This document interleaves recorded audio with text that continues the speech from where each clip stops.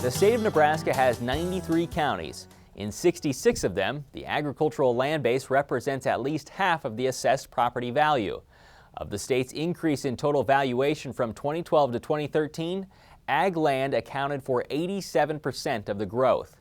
In a recent Cornhusker Economics article, UNL professor of ag economics Bruce Johnson explained how the agricultural sector has become the heavy lifter when it comes to rural economies and government services.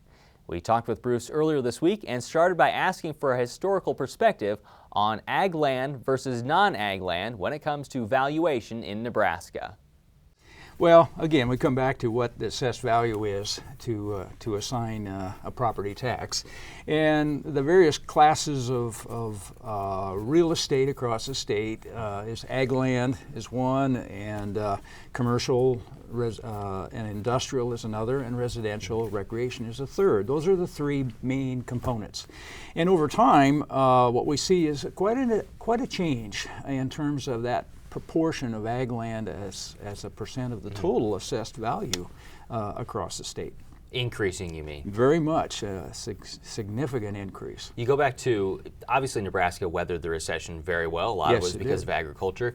But your study, based off of kind of 2008, was a shifting point or a major fueling point where residential prices didn't do as great, commercial prices maybe didn't do as good, but ag prices, obviously because of high commodity prices, that's when that really started to increase further, right? Absolutely. And so, 2008, and ag's increase of the total increase in assessed value in the state was about 50%.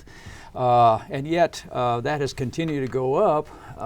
In fact, last year, the ag land portion of total assessed value in the state was 87% of that total. So that really creates a shift in relative significance. Of the total pie, so of all of it, what portion does agriculture make up? The ag land portion represents a third of our total assessed value in the state. And a decade ago, that was 22%. So there's a quantum jump.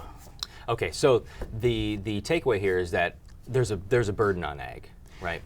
Quite appropriately so, because as you take it back to the county level where the taxation takes place for county and local services, we have the bulk of our counties, ag land represents at least 50% or more.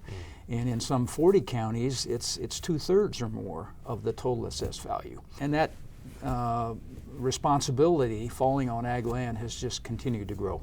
And those counties are getting a lot of their money from ag. Does that take away any money from other areas that they could get money from? Well, again, it's how much we assign for local services to a property tax base. And I think it creates some difficulties in terms of this economic balance. Surely ag is the driver, the main force behind our rural economies. And increasingly so, it has been a heavy lifter. It's getting to be even a heavier lifter of local government services. The Nebraska Legislature's Tax Modernization Committee has held a series of meetings kind of through September, October. And what are some of the things that could come away here that could help property taxes? If they decide to do that, that's unsure yet. But what are some of the things that could be seen here? Well, presently we assess ag land at 75% of market value. That's a constitutional provision that's been in place for a good many years.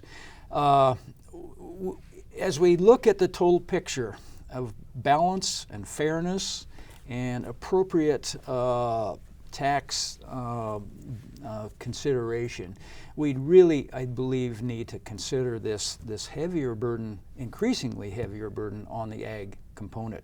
And so if we took that 75% of market value provision down to, say, 60%, as some entities, groups are suggesting, that would at least be some degree of rebalancing in a more fair and equitable way.